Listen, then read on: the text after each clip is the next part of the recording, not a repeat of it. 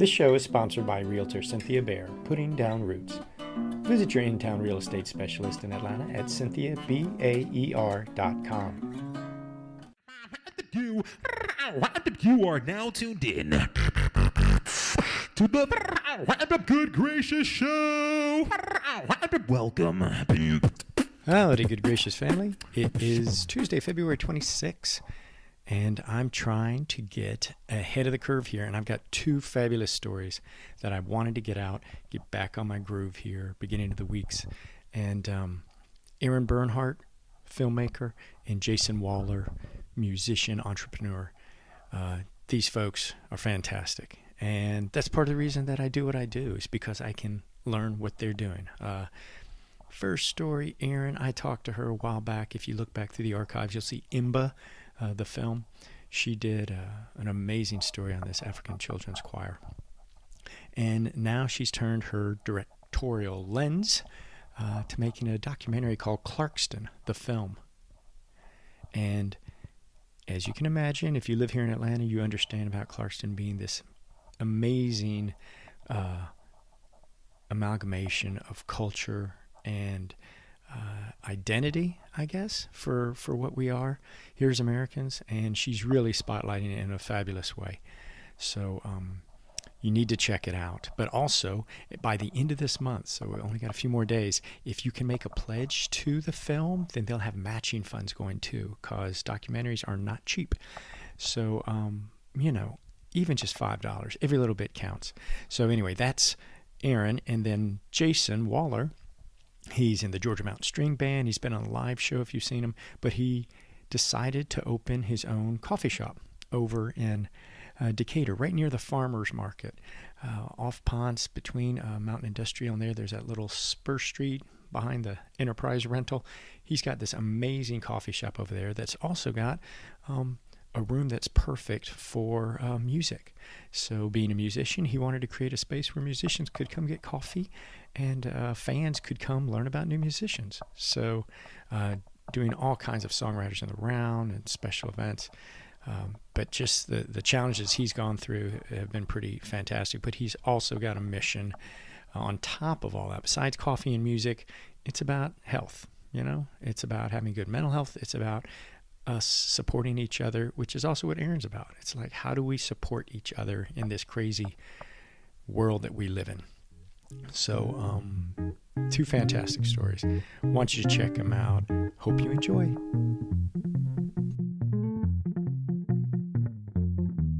I'm Erin Bernhardt, and I'm a filmmaker. And what are you working on? What is going on right now, Erin? Because you were in before, we talked about Imba. Yeah. And I don't know, was that like 2 years ago maybe? Probably like 3 or 4. Feels like it is, I'm sure. And so what's the latest project? Clarkston. So our working title is Clarkston, Mother of Exiles, a lot more local. Though the African Children's Choir might make a cameo.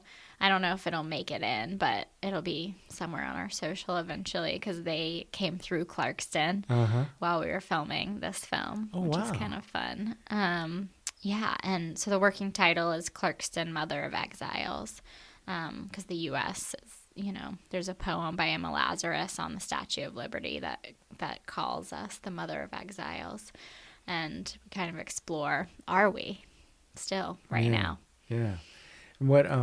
What spurred that? Did this come off of Imba, or is this a story that you had in your mind somewhere? After Imba, I used to call myself a journalist, and I was scared to call myself a filmmaker. But once you made a film, you knew it was official. Well, I mean, even then, I just thought Imba was going to be kind of a one-hit wonder. Yeah. But then I felt that same passion again. It just took a few years. And I felt that because of when the white supremacists went to Charlottesville.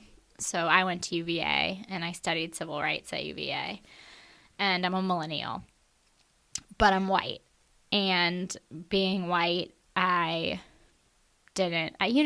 white privilege was kind of a new thing in the last several years that we've been hearing a lot about, and I recognized that, but it didn't really hit my heart until I realized that there were white supremacists my age, and that being white, I didn't have to know that, you know?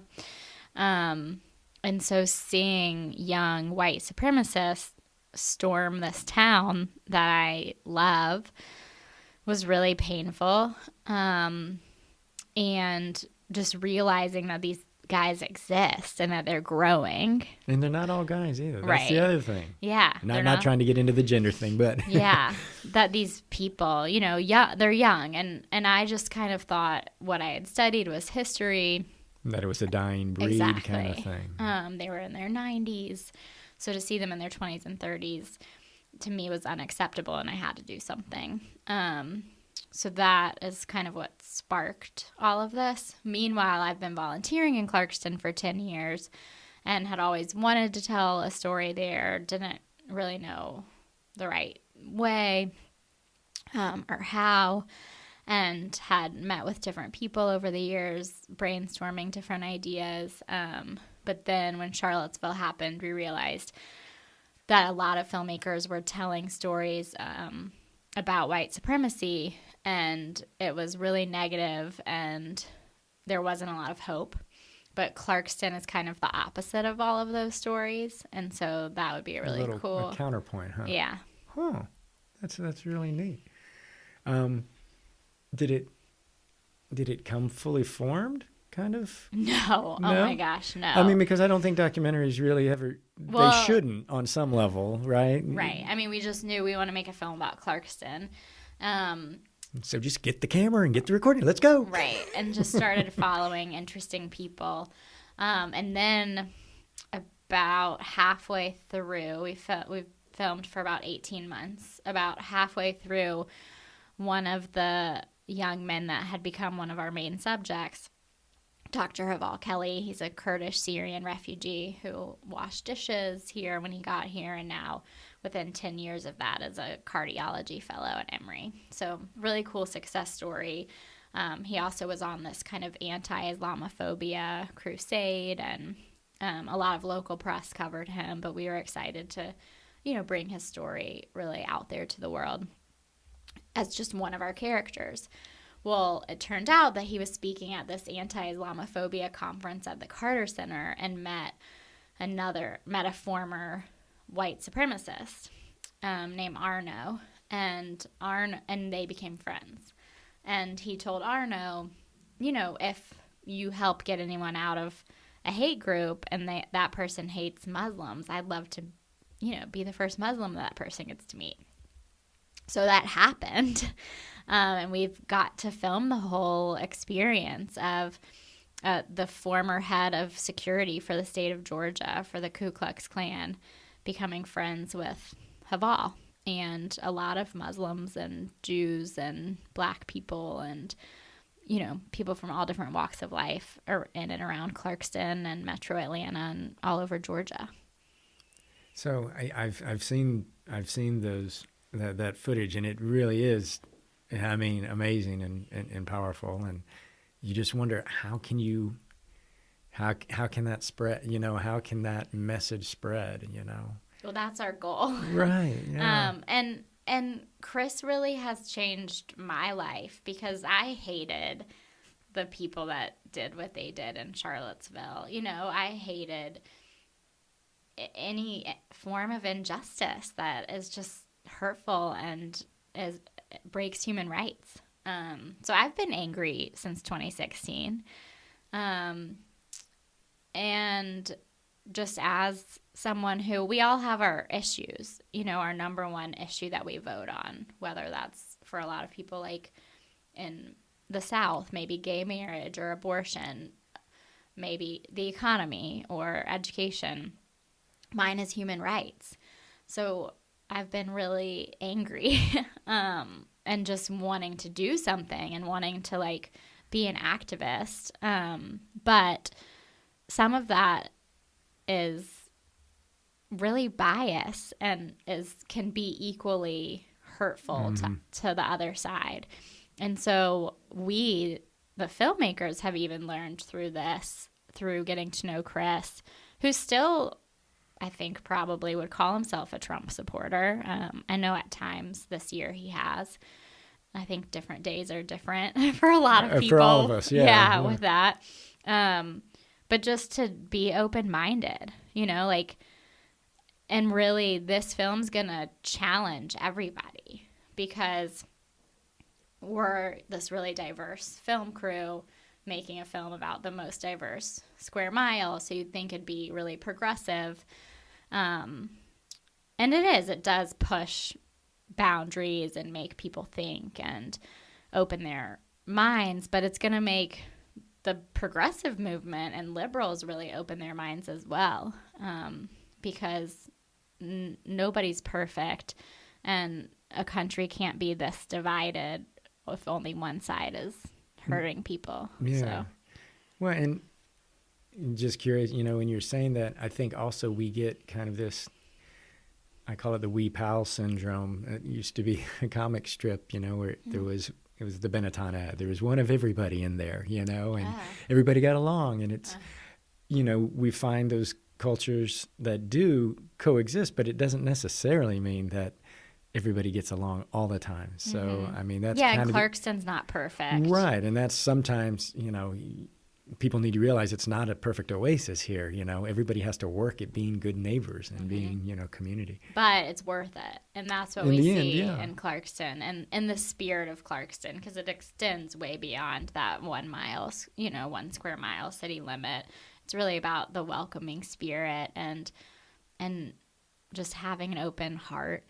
Yeah. What got you engaged working in Clarkston? I started volunteering there in 2008. And then when we say Clarkston, specific program, specific organization? Yeah, I started, the first organization I volunteered with was the Fugees, which is the soccer program that a lot of people know about. Yes, the organization that doesn't need a film made about them. Yes, the teams that beat my son's teams all the time. Yes, we know the Fugees very well. And with the New York Times bestseller book and movie deals and all of that. So I think a lot of people know about the Fugees. 10 years ago, 11 years ago, maybe not everybody knew yet. But that was my entry point. So I had just gotten home from the Peace Corps and was working as a journalist at CNN, and a group of CNN volunteers, we all started volunteering there. And it really helped volunteering there. At the time, it was predominantly refugees from sub-Saharan Africa, specifically the young men that I tutored after school. And I had just moved home from sub-Saharan Africa, and so it was just really healing for me. And I think that's another part of the film, is that it's two-sided. So a lot of films about refugees paint refugees as victims. Our film doesn't do that at all, because they're a lot more than that, and they've helped, make a lot of native-born white Americans and all kinds of other people's lives so much better. And that's what they did for me. Yeah. And so I'm guessing then you had 10 years of meeting and knowing people, and it made it a little easier transition when you said, let's make a film. Yeah, you just picked up the phone, just made a few phone calls. It wasn't that easy. A lot of people are reluctant to be followed around with a camera for a year. Yeah. So it was tough, but I think having, really cared about the community, and I think IMBA helped a lot. People being able to see that that's another story, that you could paint those children as victims and be really dignified them, because that's what the truth is. And so I think that helped people trust us. Yeah, you had a good calling card. Yeah. And I mean, I'm just super honest and really transparent. And so when these people our subjects are so vulnerable with us, I'm vulnerable with them too. Yeah. Did you, as you structured your film, did you know kind of the stories you wanted to tell, and these are going to be the subjects, or did you just have to start and then see if it would work out, where the heart of the story is going to go and how things play? Yeah, we never knew. We still, we're in edit now, and we, every day things kind of change, just to figure out the best way to tell these people's incredible stories so that an audience will stay engaged.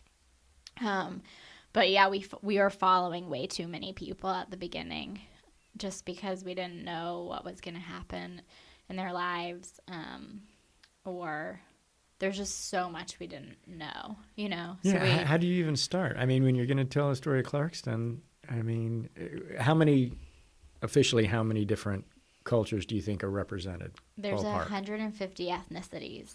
Okay. So I started by So you've got 150 characters. Yeah. It's a 17-hour documentary.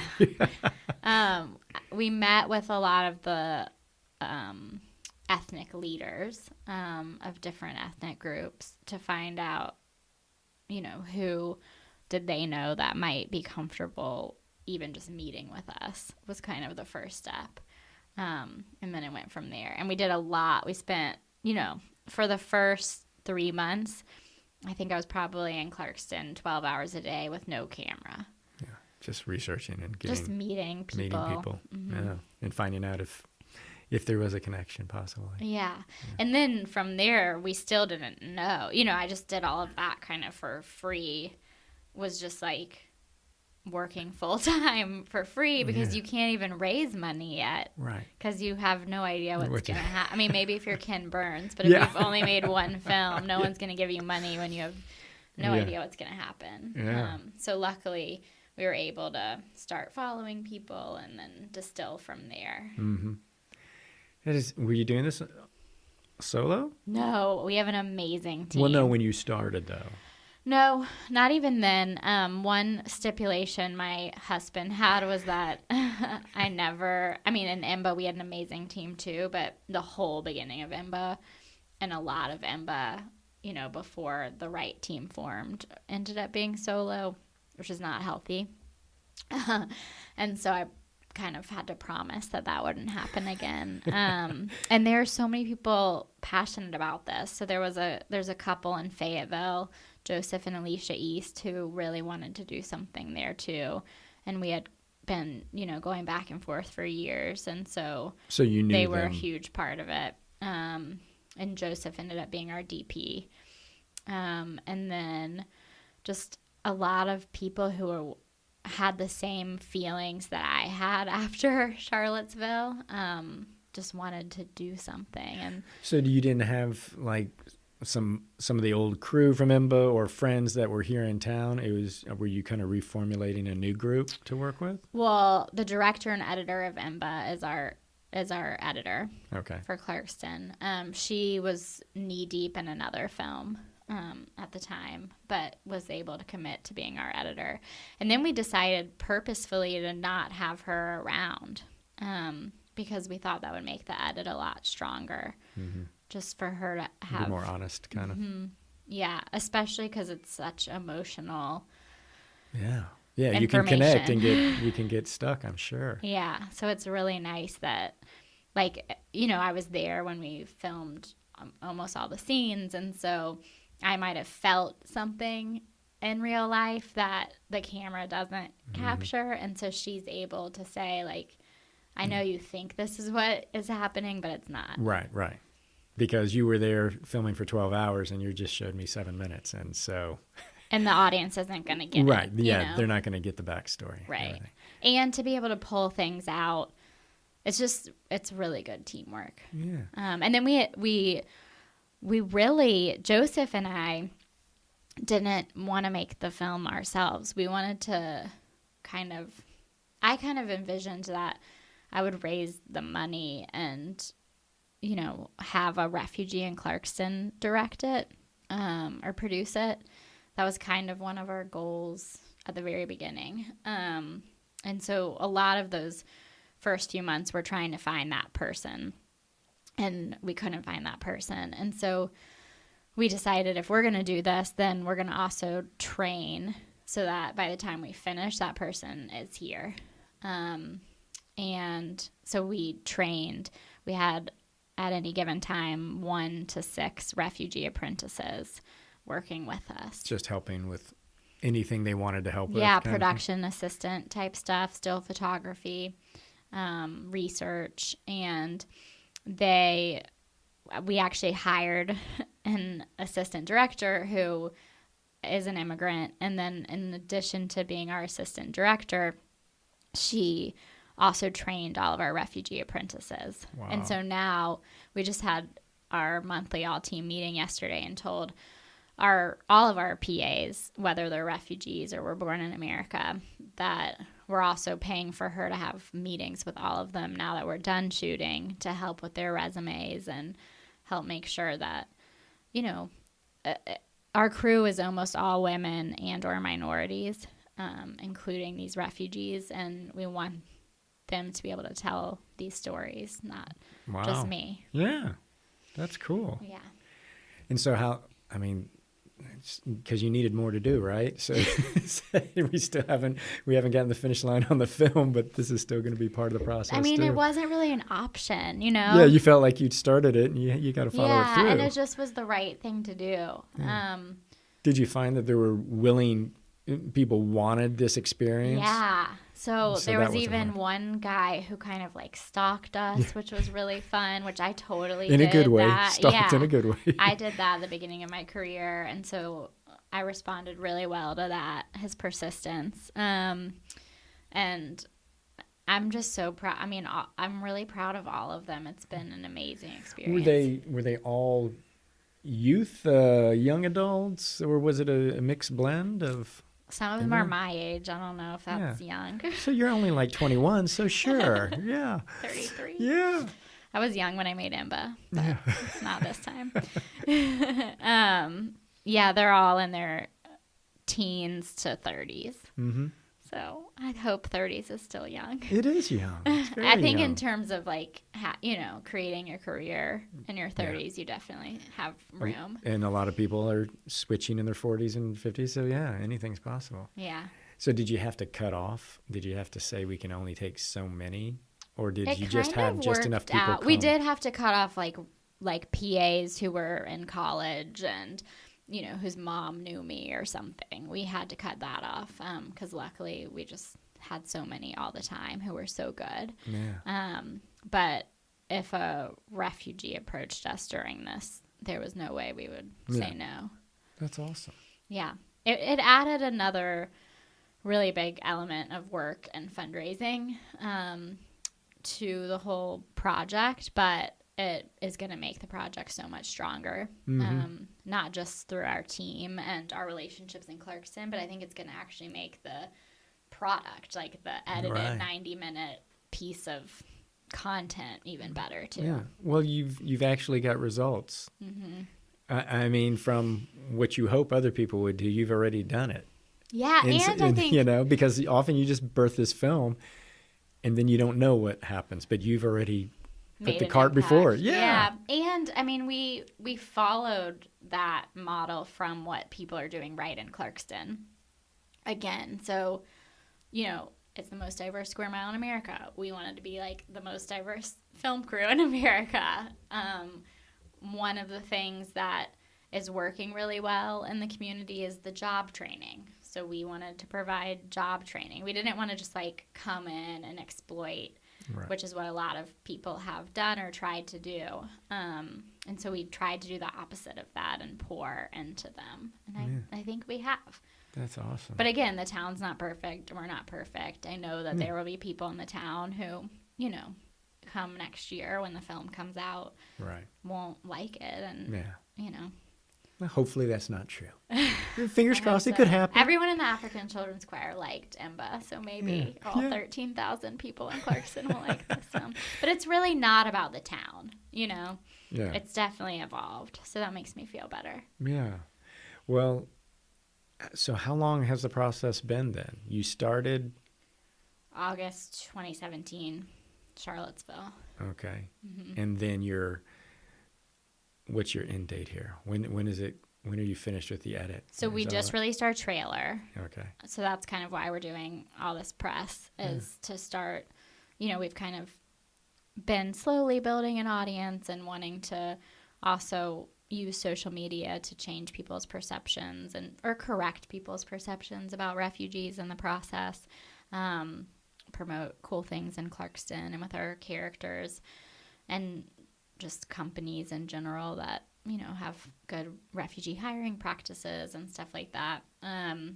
But now we're like, oh gosh, we really need to try to have like thousands of fans, because distributors like to see that. Mm-hmm. So we should have a rough cut done by July, and then hopefully the film will premiere in late January of next year. Wow, that is a long timetable. It's a marathon. It's actually right? pretty short for a documentary. Right. To 2017 to 2020. Yeah, I think that's about right. Wow. So, I mean, there are films that follow people for like 5 or 10 years. Oh yeah, that yeah. are different. Oh yeah.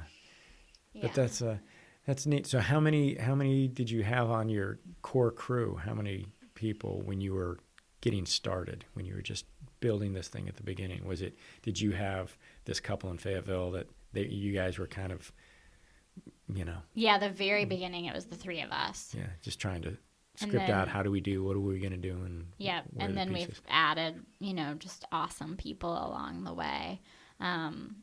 A lot of people who this is their first film, because they just really care about this issue, and it's been cool to see their skills transfer from other careers. Like my co-producer, Den, was an architect for 10 years, and her skills totally transferred perfectly to this, which kind of gives me hope in case I ever don't want to be a filmmaker. That maybe you can be an architect. I can't. Well, I don't know. That's not possible. I'm definitely not ever going to grad school. These films are my grad school. But it's nice to know that these like creative industries where you use your left and right brain might be a little bit interchangeable. I don't know. So I'm curious, how big was your core group? Not adding all the PAs and all the ancillary folks. I mean, so we have Joseph, the DP, Den, the co-producer, Danielle, the editor, Mo, the AD, who also took on all of the training, and me, I guess. So 5.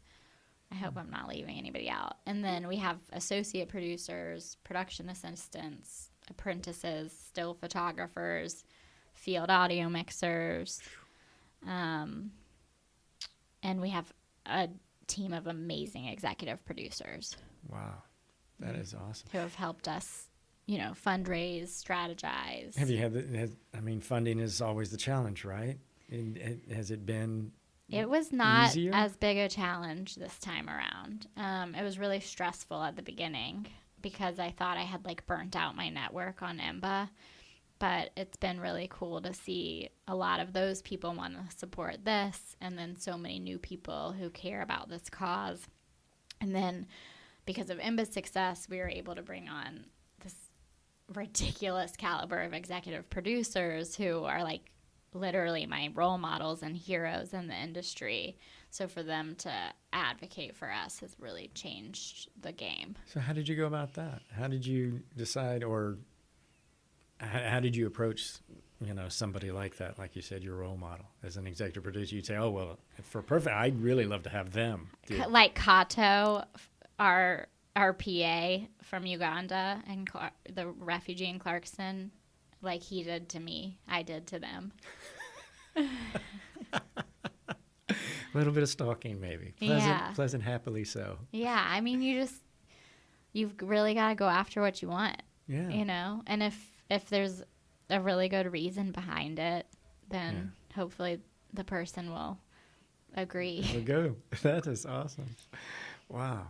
Well, that's terrific. So January, hopefully, is the big release. And how do you structure that, or where are you hoping to premiere it?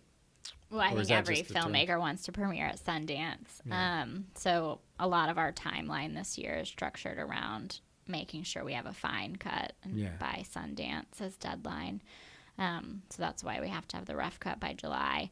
Also, a few distributors have requested the rough cut from us. Really big, major household name distributors are already interested. That's terrific. Which also, at the beginning of editing IMBA, no one knew. Yeah. There's no way I could have talked to any of those people. So Right.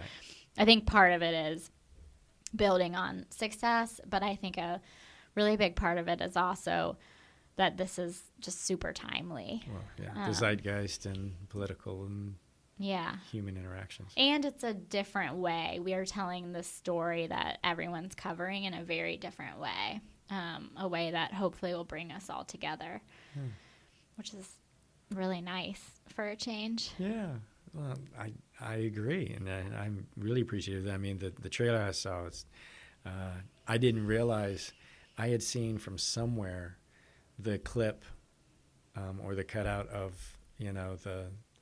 Chris and Haval. Yeah, Chris and Haval, and... the Washington Post, it might have or been. NPR. It was a while back, though. I had seen it, and so then when I saw your trailer, I was like, well, that's interesting. And then I was like, oh... Yeah. So it's really she's cool. playing a long game. Yeah. Well, and it's really cool that that's the whole reason we wanted to make the film.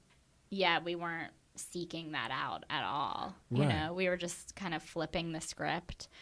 And then this all totally naturally happened with Chris and Haval, and we jumped on it because one, I mean, as storytellers, it's an awesome story, and two, it was really the heart of why we even were working so hard in the first place. So it's really beautiful, and I hope other documentary filmmakers, recognize some of the things we've done right. I know there's tons of stuff that we all do wrong and challenges and obstacles, but I think, being flexible was really big for us, and it's going to make this film way stronger. That's awesome. So if people want to learn about it or get involved and become followers, supporters in any way they can, what's the best way for them to do that? Yeah, social media, definitely at Clarkston the Film.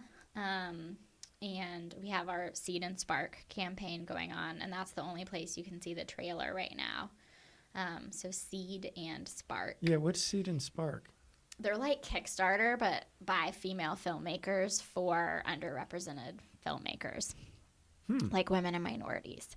So if you go to our Seed and Spark page, you'll see our trailer, and then before you even see anything about the film, they require an inclusion statement about how we're being inclusive and upping representation in the industry.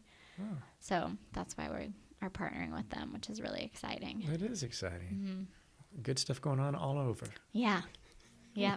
Well, thanks for coming in. Thank you. So fun. Just started raining. Yeah. I know, the tinkle on the aluminum. Yeah, it's so nice. I know. Yeah.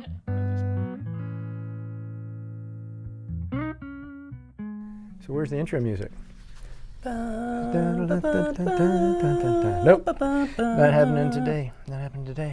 So, tell me who you are and what you do.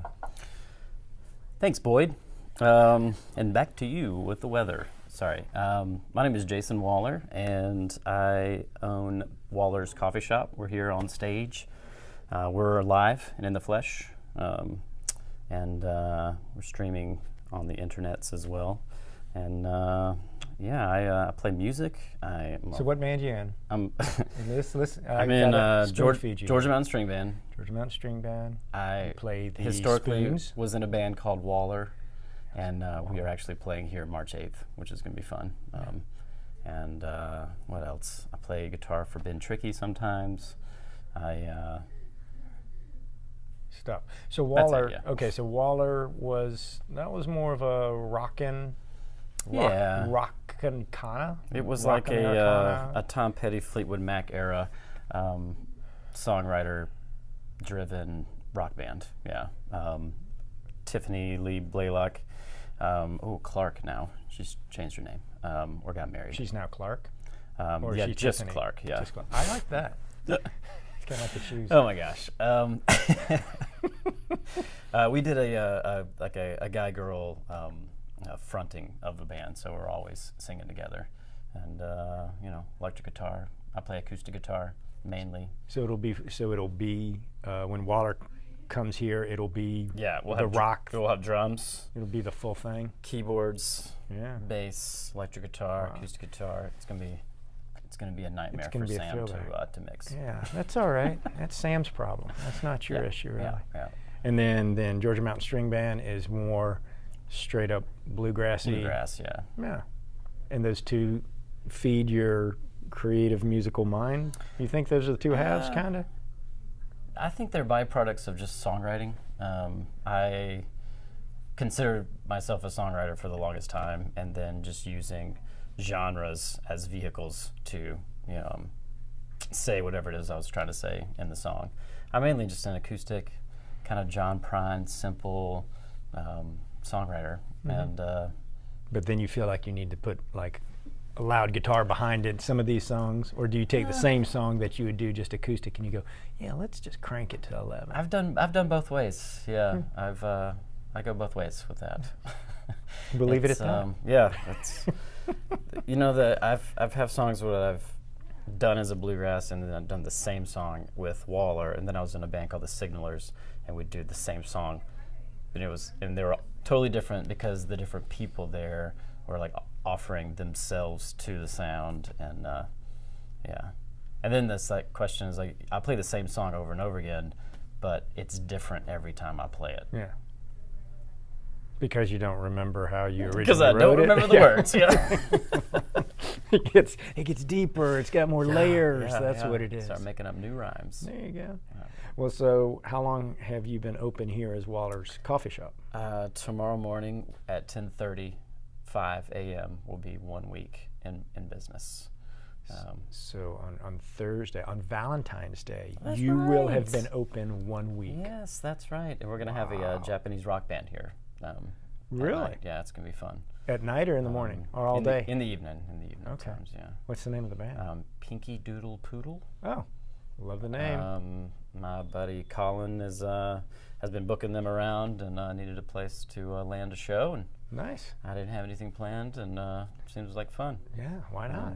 And does that mean they play Japanese rock, or are they Japanese individuals who play rock, or is there some hybrid thereof, or do They're you Japanese. even know? This is all I know, is that their visa is expiring. They got to go back to Japan, and they've been in Athens, I believe, and they've been touring the Southeast as a duo, and then it's a loud electric guitar, bass, and then they pick up drummers.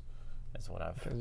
Drummers are they're on every corner. Apparently, he has a 50-foot quarter-inch, and he can travel the length of the venue, and he does. Wah! It's gonna be fun. Wahler's Coffee Shop isn't just gonna be songwriter and bluegrass. It's gonna be a little bit of everything. Well, and I think when you say coffee shop too, it's kind of deceptive to a lot of folks. I think I sent you a note the other day because we've known each other for a couple of days. That it reminds me more of what was a coffee house. People don't use that anymore. We're a Tinder date gone bad. Yes. Is that what? Well, that's a different issue altogether. Okay, sorry. But because you think about like New York in the 60s or whatever, or if you go back to England in the 50s and 60s, it was the coffee house was the place that you went to hang out, to get community, to hear a poet maybe, to have an open mic night. And now it's just become kind of a walk through, grab your coffee and go. But the coffee house, I think, means more of a community. Yeah. Am I wrong about that? Is that kind of what I get what you're going for. You see what I'm saying? That's the vibe. Because you got the coffee, here. you got all the good stuff up there for all the caffeine bean addicts, and then you come through and it's a large space. I mean, you can get a lot of folks in here. Hello. But so then you actually have a music venue if you need, or I don't know. Or a place for speakers to come, or read a book. We're gonna have some on March 2nd. We're debuting our Wellness Saturday, and so somebody in this spot will lead a guided meditation, and then they will go to different booths, I guess, to learn about different ways to stay well. So it's like wellness dating on a speed circuit. Correct. There we go. Yeah. So there'll be maybe a massage and we'll do some yoga here and learn about some essential oils or eating right or it's great. It's just new kind of meditation. I don't know. So you got a space that you can just do whatever the community kind of feels, connects, and makes you happy too. Yeah. A way for the community to offer each other their services. Maybe even drum up new business for your small business. Yeah. Was that your original idea, though, when you saw the space and you said, hey, or did you just know, I want to be able to play on stage and also serve coffee? Let's be honest. I was it was like 2 years ago, January, so 49 months. Is that right? 24, 48? Yeah. I can math pretty good. You're mathing it. And I was kind of down in the dumps, and it was a. You thought you were down in the dumps. I thought I was, yeah. I thought life was hard then. And I was walking the dog, and I was asking myself, like, what do I want in life? Like, what's the one thing? And being able to walk to a coffee shop from my house was the thing that, if I just had one thing in my life that would complete me. You're such a dreamer, man. And I was like, a coffee shop. I just want to be able to walk to a coffee shop. And I turned to the left and I saw a for lease sign, and all of this came at once. It was I was like, I can put a coffee shop here. I can have a music venue, and then I can focus on mental health awareness and offer, and create a community. What's the word I'm looking for? A community center.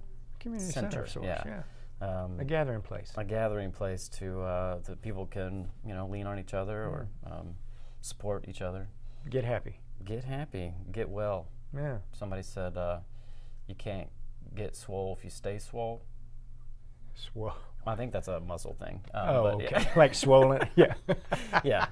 So you can't get well if you stay well. I gotcha.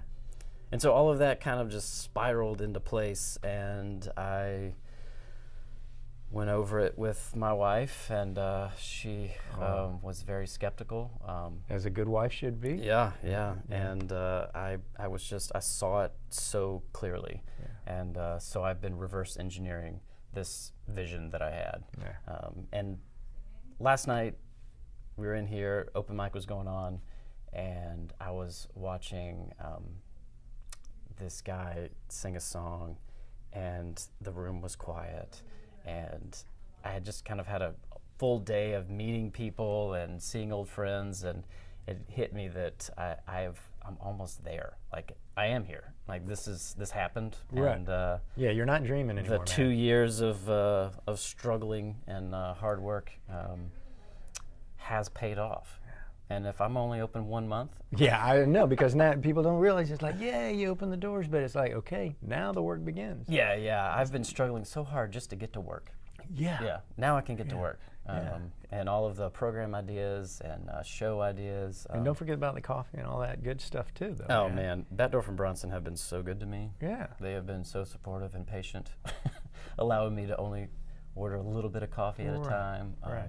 I just placed my largest coffee order. It's exciting. Are you getting 2 bags? Moments ago. Yeah, two 2 bags. 2 bags this week. Oh, man. Well, so, that's a whole other discussion. But let me ask you this: the thing you said you originally saw, place for music and coffee. Well, let me rephrase that: coffee first. Yeah, coffee first. Music second, and then community, but wellness. And what got you on that path? Because I know we did a podcast about when you had dads, which is your Dad Presents. Dad Presents. Yep. Which is Depression Awareness Dude. He interviews, he being me, interviews songwriter, artist, person about stigma specifically, and that the stigma of depression. Of just any kind of mental illness or struggle. Challenges.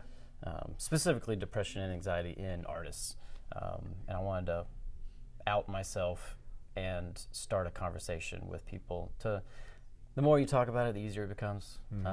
To realize you're not alone, and maybe somebody else has got an idea that'll help you. I was thinking about that. A lot of people are really hesitant to do the video. Some people are like they're on the journey of healing themselves, so they're open and want to talk about it, and they see the benefit of getting it out. so that, if nobody knows you're hurting, Right. they can't help. Right. But when you're hurting, you don't want to talk about it because of stigma a lot of the times. And the thing something that came to mind this morning was you don't have to share your darkest secret Right. with anyone, ever. And I think that's what people like.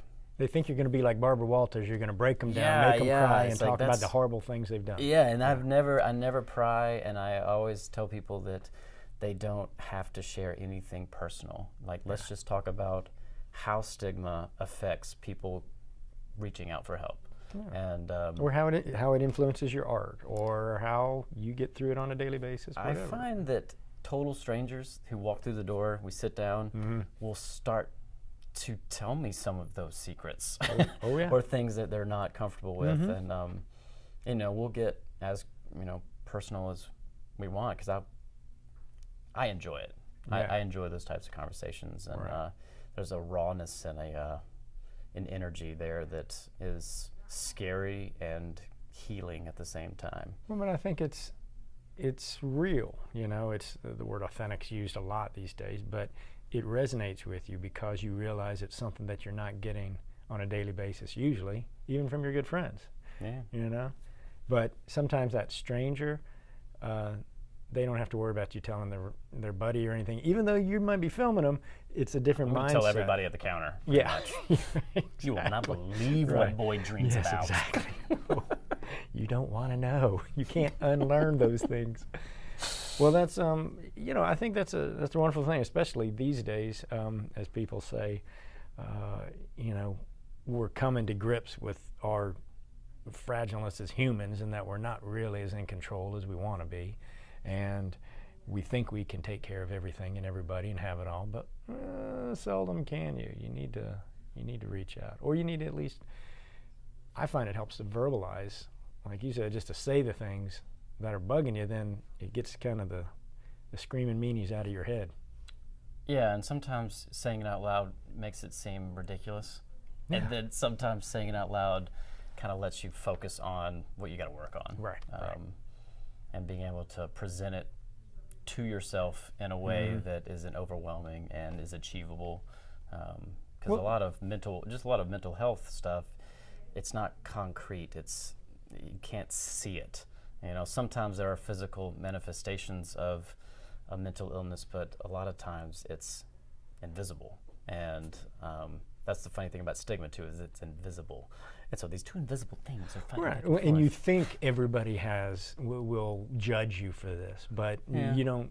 That's not necessarily the case. There's a lot of people who are dealing with it on their own that they would never judge you, but they don't realize you're going through what they're going through. So, I think it's a great thing. So you're trying to do those on a fairly regular basis to try to keep that conversation, that creative energy, and get.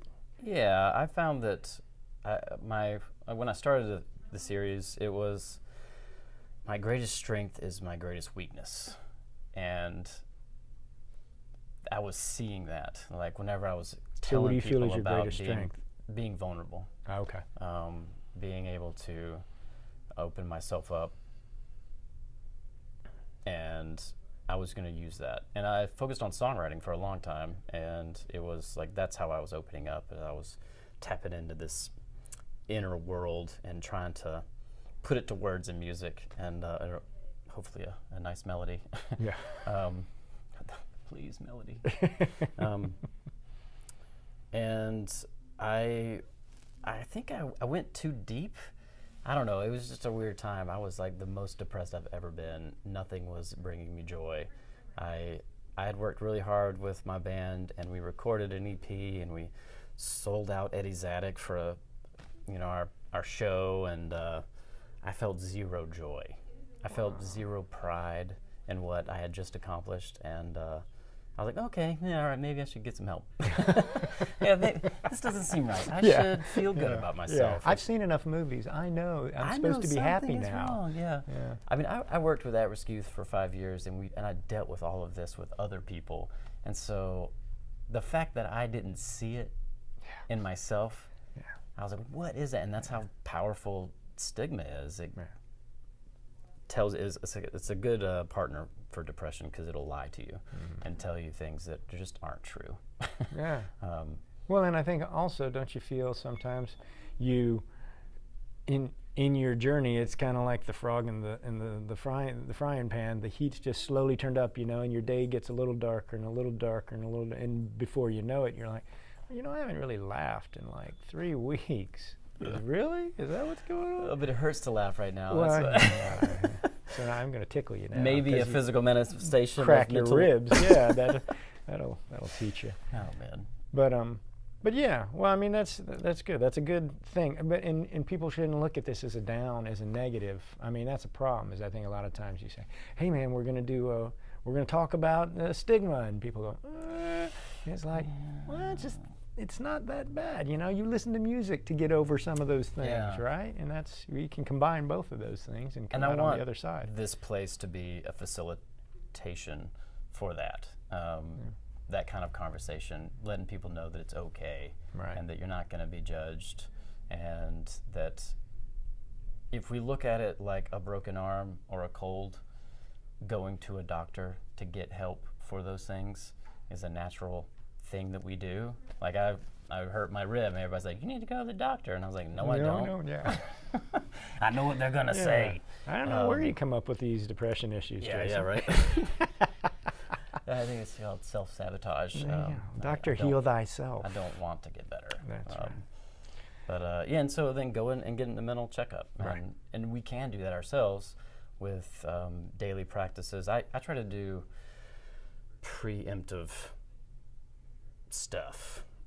Like getting outside or getting some good sweat going or... Sweat, which I haven't been doing a lot of. Working, I've just been drinking coffee. And that is my phone. Somebody's trying to call you. And I thought that guy tried to tell you not to do that with your phone. Yeah. Oh well. Sorry, Facebooks. Yeah. Sorry, good gracious podcast listeners. That's all right. We'll have to work it out. That's weird. Can we turn it off or do we? I mean, I'm tethered, aren't I? Can I get over that? Here. We can. There you go. You did it. Well, we have 4 people watching live. Hey, guys. Hey. Sorry about that. 4 more than... we won't get into the piles of pressure that you experience as a new business owner. Yeah. Yeah, that's a totally different thing. I was looking back through, though, because it was January last year when you did your first pop-up. First pop-up, I saw that. Yeah. Over at Wonder Shop in Counter Park. And I thought, wow, that was a long time, man. Right? That was a decade ago. Yeah, it was. And you'd been on the journey before that even. So, yeah. And some friends, somebody came down here the other night and saw some music, and they were like, didn't he think about starting that? And I said, yeah.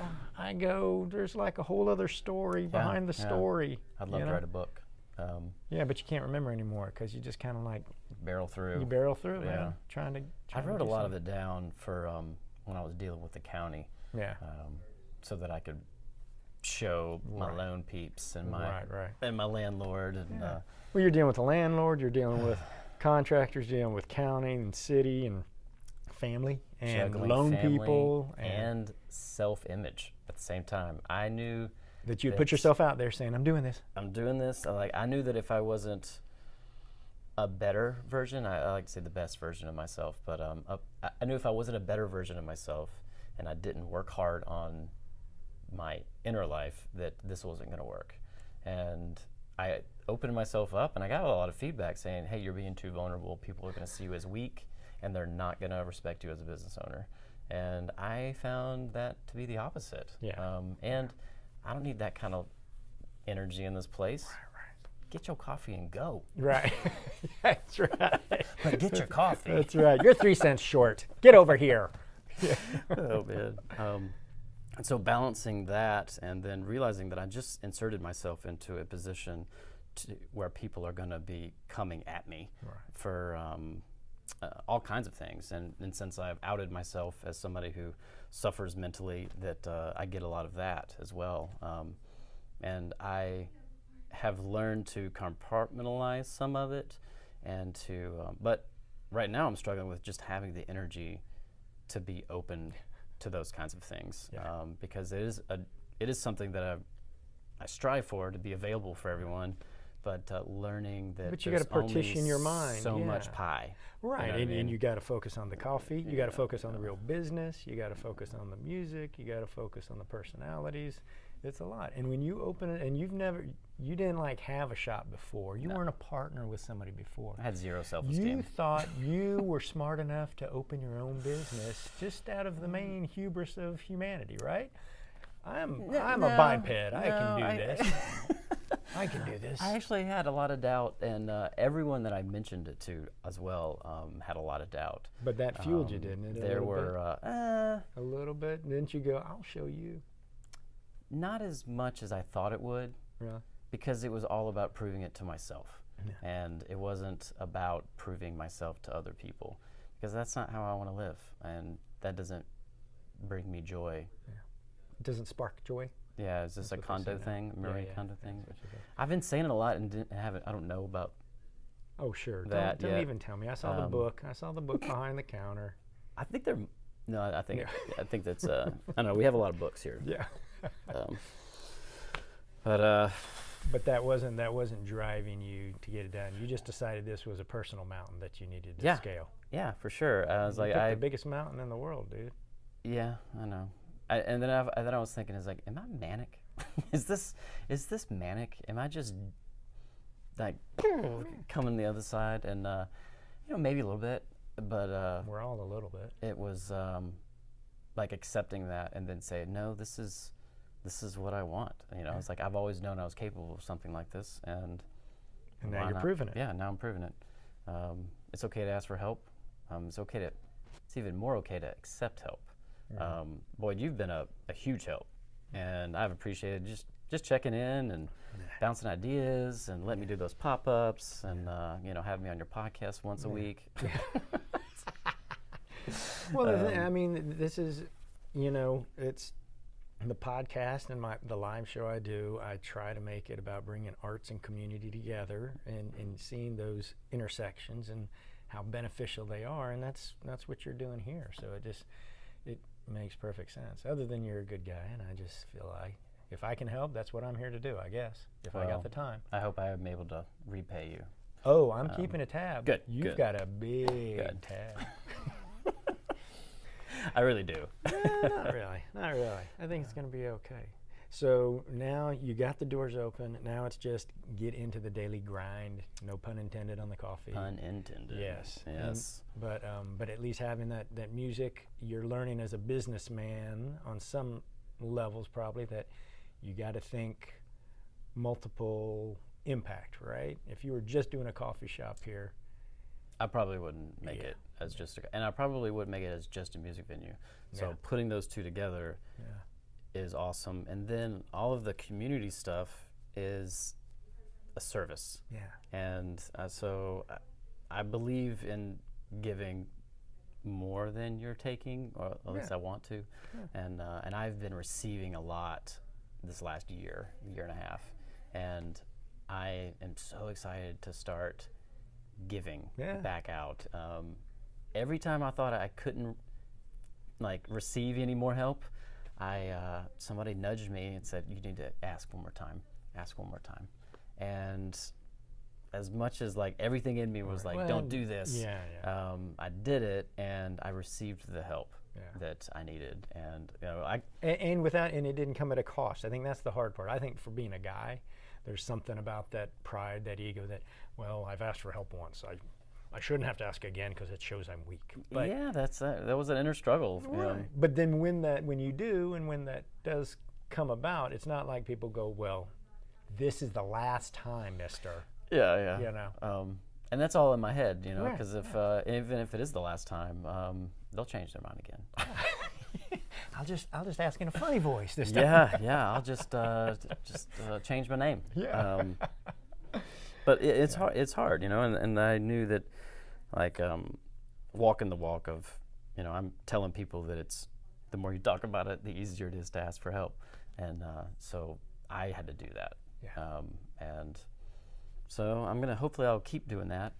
But also hope that that all you'll of be this able work to be in a starts. position that you can help others. Yeah, 'Cause that's yeah. the best. You've got a servant mind, and that's what you're doing here on some level. And I found that when you create a space, when you open a space, and we are on different planes on the size of our space and what they is, but there's something about that. When people walk through the door, they'll tell you things, they create relationships, and you meet all sorts of humanity just because you actually have a door and you've said, you can come on in. And when they come in, it's something. It's rolling the dice. It is rolling the dice. And we've done some soft opening stuff, some soft non-opening stuff, some fundraisers, but so just not even being a week open, getting to meet the community is great. Getting to meet my neighbors. I actually met my actual neighbor the other day because that you don't really know from exactly. the neighborhood. Yeah. No, because he moved in and we haven't gotten over there because we're awful people. And and so I was just asking everybody like, oh, so you a neighbor? And I was talking about this area, and he's like, yeah.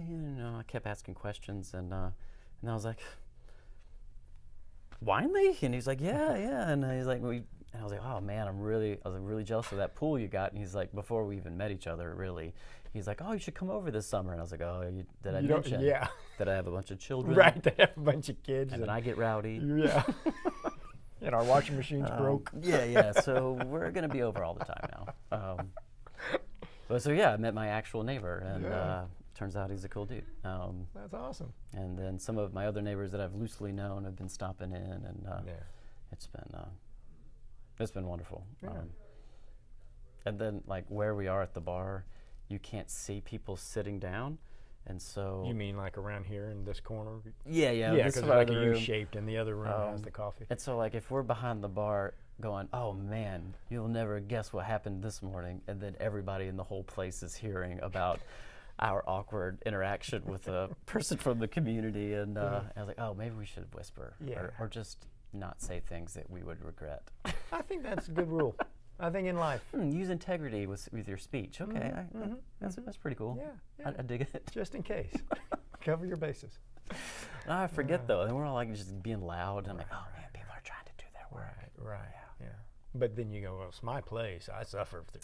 I have made that joke a couple of times, and I'm afraid to make it too much because you come off as. No, people know. I think they know. But it is my house. Yeah. So don't forget it. Take your shoes off. It's got my name on it. That's right. Man. Okay, so if people want to find it online at Wahler's. Wahler'sCoffeeShop.com.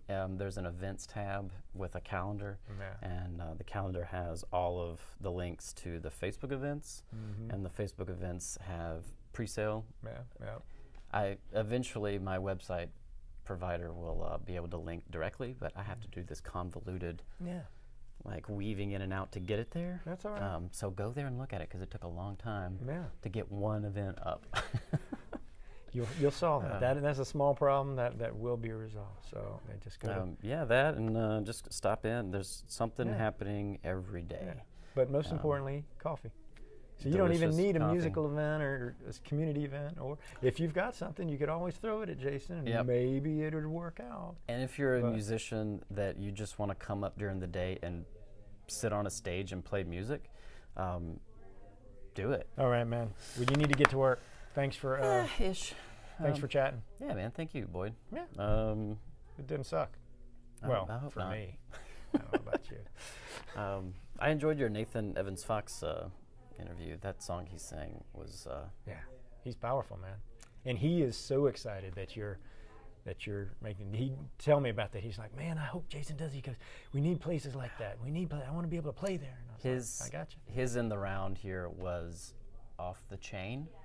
What does that mean? I think it's a dog thing, maybe. Okay, so your dog's gone wild. It was off the chain, and he was having like his pickup. Or the battery in his guitar went out, and so he did a song just standing over the whole crowd, and that was pretty special. But then I got his CD, and it didn't leave my player, and I would just get sad and beautiful, and I was just like, oh, this is so good.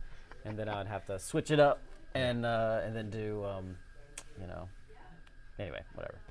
Yeah, it's a whole other story. It's a whole other story. Okay, that's it for another Good Gracious Show podcast. If you need to find more stories, because this just really gets you charged up, go to the website, goodgraciousshow.com. You can check us out on Facebook, all the socials. You look it up, Good Gracious Show, GG Show, something like that. But there's over 125 other ones, and some live recordings, some videos, some amazing videos, actually, some folks have made, as well as some videos of the live show that I do.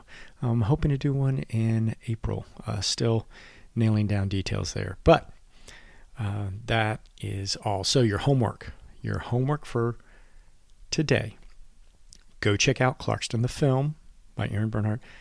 Give if you can, engage in her Seed and Spark thing. Learn more about Clarkston. There are some amazing videos on there about, how we deal with each other. It's powerful stuff.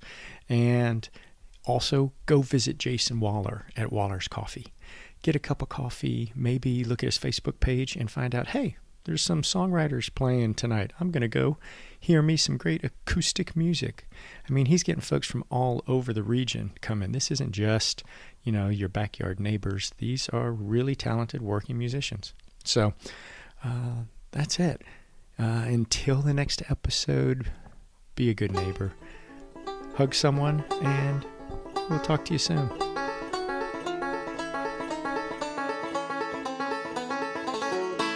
From early in the morning till late at night, honey, all you do is fuss and fight.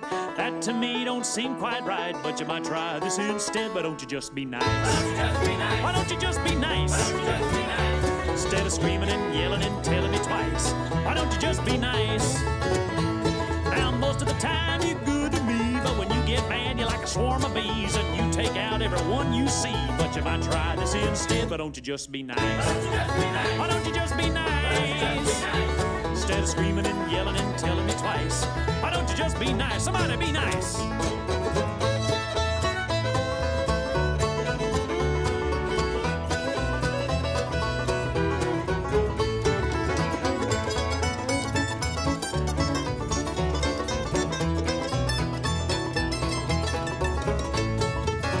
Yeah, you catch more flies with honey than you will with sour grapes.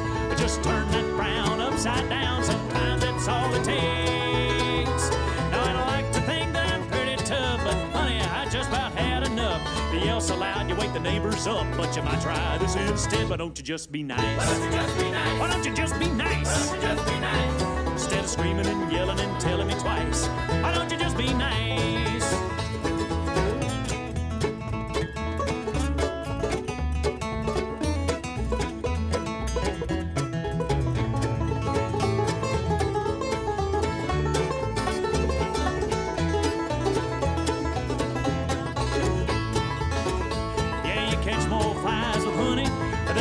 Sour grapes, just turn your frown upside down. Sometimes that's all it takes. From early in the morning till late at night, honey, all you do is fuss and fight. That to me don't seem quite right, but you might try this instead. Why don't you just be nice? Why don't you just be nice? Instead of screaming and yelling and telling me twice, wish you'd take this little piece of advice. Instead of screaming and yelling and telling me twice, I wish you'd just be nice.